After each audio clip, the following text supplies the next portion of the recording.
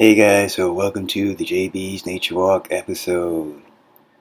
And today I'm going to show you some images that I got from Cromwell Valley Park. So the first image is I call the Great Frost. This is actually a leaf, and it's so much frost particles on this thing. It kind of reminds me of like a large whale-shaped thing I saw on the ground, and it's like, you know what? The light looks good, texture looks good. And I just love the light brownish tinge of the leaf. Really beautiful. I was going to call this the Great Frost of the North. I don't think I can say that. I'm not that far north. I'm just in Maryland. But overall, I love on the top, I'll say it's not really the top, sort of the top left corner of the image. This some type of grass blade or something. Just kind of curving up, curving like dipping below, then going back up. It kind of acts like a little frame, kind of like frames the leaf a little bit on that part of the image. It's really cool. And even the blurred part on the top left corner of the leaf, it kind of blurs into the background. It kind of acts like a frame for the image. Really beautiful texture. I know I've been posting a lot of frost macro photography. So what's been going on is we actually just got snow in Maryland. I guess the whole state. I'm in Baltimore. So it just snowed like a huge snowstorm. It's actually still snowing right now. It's gonna be snowing for a few days. So I kind of been snowed in. I haven't had enough time to shoot other things, but I am glad I'm able to do a video and show you images of what I've taken a few weeks ago. I call this Frosty Bridge. Like I said, this type of image reminds me of a bridge. So many frost particles. I love the gorgeous green details of the grass blade. It just looks like sugar to me. Um, like very candy sugarish, like a type of licorice in a way, with a lot of sugar on it. That's what this reminds me of. Um, I'm definitely craving those right now. Um, kind of gets my mind off the cold, so it helps me a little bit to think about sugar than ice and cold temperatures of the north. Yeah, the background is nice and crisp and clean, nice clear.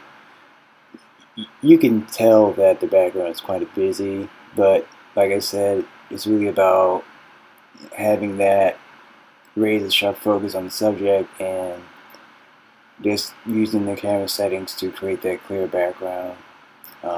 Really beautiful. Even the lighting looks pretty good. You can see you can tell that this frost has been illuminated by the rising sun. Because I like to come out early in the morning. The rising sun has that beautiful warm glow feeling to it. And that really adds to the image. Because even some parts of the background, you can see the sunlight is illuminating like the lower right corner of the image, like a little type of plant or leaf with frost on it. Then on the other part, it's some type of dried grass material. And here's another image, and I call this the Frost Blade. It actually kind of reminds me of a freeway or something, but just kind of slanted diagonally. It's really cool. I love how the center part of this grass blade is. It's not like too much grass. I mean, not too much frost, but it's like in the direct center. It's like it's well path. Um, So it's really cool to see that contrast because on the outer edges of the grass blade is nothing but frost or frost bites consuming the grass. It just transforms this little miniature landscape, if I should say, yeah. And I'll say this background is even um, more distracting, but the main focus that I wanted you guys to see is the grass blade and the beautiful texture the frost adds to the grass blade and the lighting, because the frost adds more illumination to the image because white reflects, and that's what the frost is. It reflects light back, and it helps this image stand out and becomes brighter overall. So yeah, what I also like about this one is you can see, like, in the background, even though the grass blades are really blurred out, you can tell, like, on the outer fringes of the grass blade, you can see like the white frost, and it helps it stand out. It actually appears like a stripe of some sort, like stripes of green and white, some type of pattern, if I should say. Um, it is really cool and adds to the image. Here's our second image, and I call this one, what did I call it? Okay, the morning winter glow. The reason I want to call it this, mainly because you see the bright rising sunlight illuminating on the back side of this. It's almost like a backlit image, but at least from the top left corner, it looks almost like a blacklit, like a shot it against the sun. I actually kind of did. Um, that's why it's so bright like this, and how I expose the image. I love how sparkly the frost. I'm gonna call these little frost bites, are. Looks like a little bit of diamonds in there too. I guess that's kind of what it is to a degree, I would say. But it of course the diamond melts when the sun rises, right? So it's a little bit of diamonds in there. Um, Overall, it looks really good. This one, that says heavy on frost bites. You see a little of the green. Like this one reminds me of licorice so much. I haven't had licorice, sugary licorice in years. I'm not even sure where to find those. It's been a long time since I've had that type of candy, but probably one day I should buy myself some, because I've been taking a lot of pictures of these things. I never thought grass would be so appetizing right now. Like, especially put a little bit of sugar on it. It just looks like it's an amazing thing to eat, amazing thing to photograph. What else? This one, I'll say the overall is the frost that stands out to me. Um, Different parts of it stands out than others.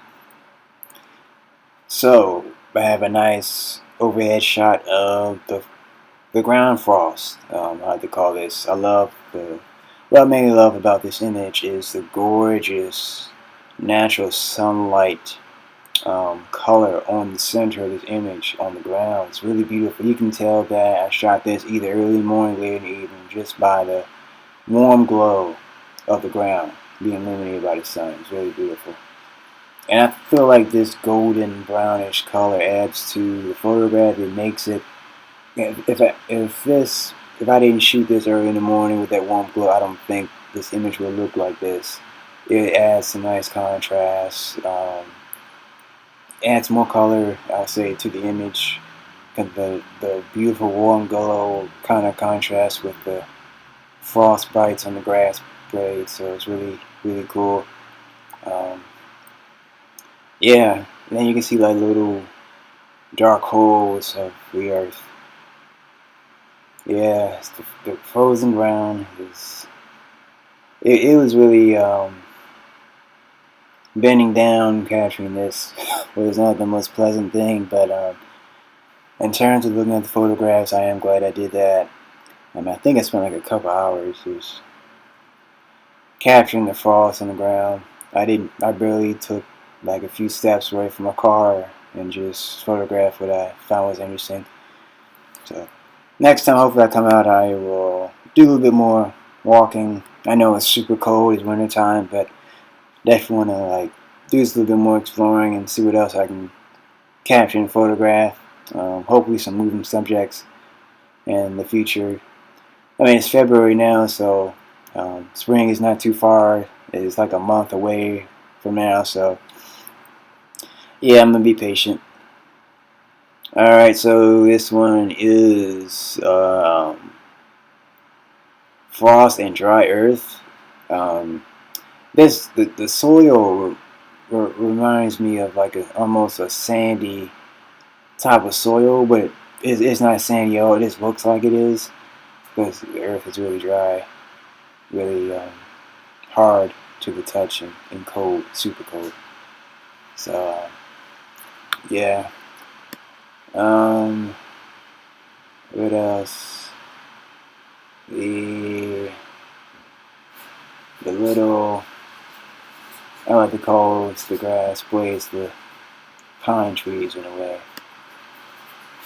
It reminds me of that, I would say. Um, then you got the little bumps of the like tire marks. I would say is X-like roads, and yeah, this looks like some type of old countryside in a way. Actually, I didn't see this before, but I see little pebbles of rock here on the top middle of the image. It's kind of hard to see. Um, but yeah, I like how I add the tire marks and just the bare earth of the to the image. Really beautiful and beautiful warm glow of the sun as it rising, illuminating the ground with a nice warm brown hue saturation to the image. Really beautiful. What else? So our next image, I call this one the Frost Forest. This one looks more like a forest than the other one. There's so much, it's a lot of plant material, and I don't think all of this is grass. Some parts of it is, some part of it is something else entirely. Then like on the, towards the right, close to the right corner of the image, you see this dark hole. And that's actually a hole in the earth. I wish I got the whole thing in frame, but I didn't see it until in post-production, so at least half of it is in frame. So then you got the warm brown tones being illuminated by the sun, which adds some color and contrast against the white frostbites on the grass blades. And we have, it is a nice overhead shot of the dry earth, of the winter earth taking over the landscape. What else? There's a little bit of greens in there, but mainly browns. And a lot of dry browns in here. What else? But yeah, this one is, it doesn't have a lot of contrast, but I still feel like it's a nice image to view and see how the earth changes and morphs based on the temperature and seasons. In different parts of the earth looks different than others. Let's see. But yeah, it's a beautiful image indeed. So we are approaching, I think this is the last one of the video. I call this the Dark Tunnel. So yeah, this one looks very interesting. I love how it almost looks like a cave, or I would say like a miniature cave in a way. Like in the wintertime, then you got like the little frost bites on top of this hole. Kind of reminds me of I can't think of this think of the word for it, but you know when you go in a cave and you see like those large icicle looking, I don't know if it's like ice or rock that kind of go up. Then you got the large triangle icicles that come from the bottom. There's a term for that. I can't think of the term right now, but it reminds me of that. Then we have the beautiful sort of like vines going into the cave. It's interesting. It's like a miniature cave to me, or a miniature den, but I'm just thinking like a cave for some reason. I love how I just capture like some parts of it is dark, then on the top part you see a little bit of light, a little bit of texture in there. Then on the outside you see a lot of frost just resting on the ground. Then you got the sun illuminating parts of the cave and you on the outside. Really beautiful. I'll say this is the most interesting photograph of the day in my opinion. I don't think I've captured anything like this before. So yeah, this is the final photograph of the video. So I hope you guys enjoyed watching this episode of JB's Nature Walk. Like, comment, share, and subscribe, guys. Buy my books and my prints in the links below in the description. I will, hopefully next week I can, well, depending on how the weather is, that depends on what I will be sharing with you guys. But if not, I have some more macro photography images to show you guys.